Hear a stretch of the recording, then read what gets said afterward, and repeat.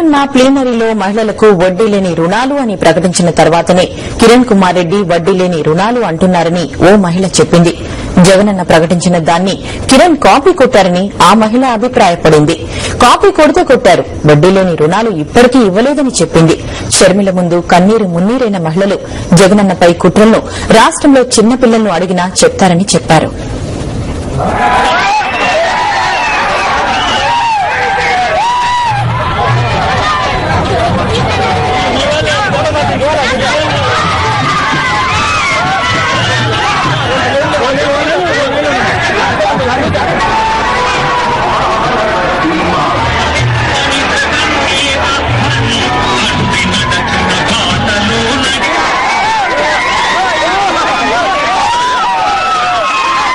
వ్యవసాయ శాఖ మంత్రి రఘువీరారెడ్డిపై మండిపడ్డారు మహిళలు.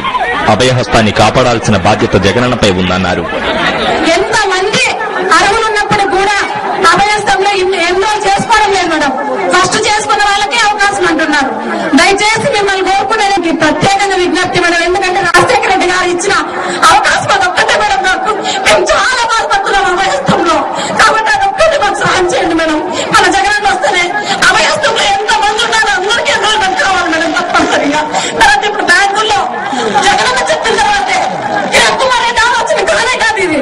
జగనన్న ఎప్పుడైతే ప్లీనరీలో ప్రకటించినాడో వడ్డీ లేని రుణాలు మహిళలకు ఇస్తానని దాన్ని కాపీ కొట్టి ఈ రోజు ఊరికి ఆశపడుతున్నాడు. ఇప్పటి వరకు ఇవ్వడం లేదు మేడం వడ్డీ లేని రుణాలు.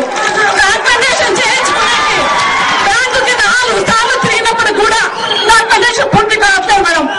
ఎక్స్పెషల్లీ రాష్ట్ర నియోజకవర్గంలో నేను కూడా ఒక సభ్యురాలు మేడం. ఈ రోజు ఈ స్థాయిలో ఇట్లా కూర్చొని మా సమస్యలు ఏమైనా విన్నవించుకుంటున్నామంటే ఒక్క రాజశేఖర రెడ్డి గారు చల్లగా మేడం.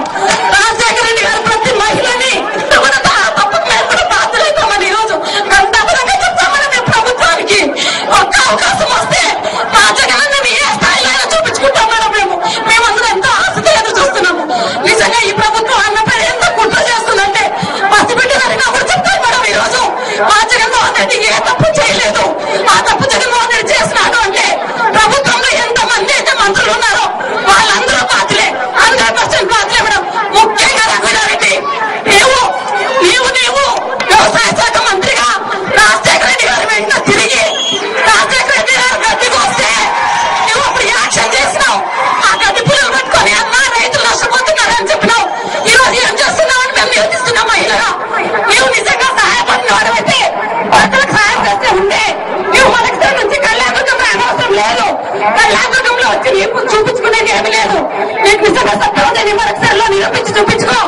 మా వైఎస్ఆర్ పార్టీ తరఫున అనామకుడు నిలబడినా కూడా మనం గెలిపించుకునే సత్తా మాకుంది.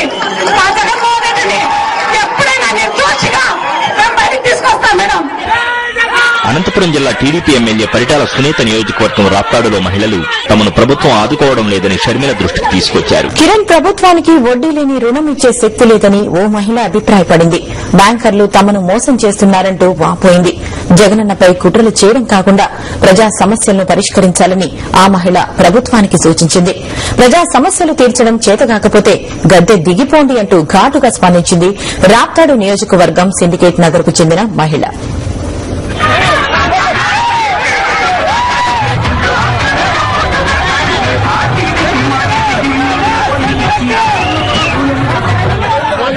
కాంగ్రెస్ మహిళా నేతలు టీవీలో మాట్లాడడం కాదని ప్రజల్లోకి వచ్చి మాట్లాడాలని సవాల్ విసురుతున్నారు అనంతపురం జిల్లా రాప్తాడు నియోజకవర్గానికి చెందిన మహిళలు.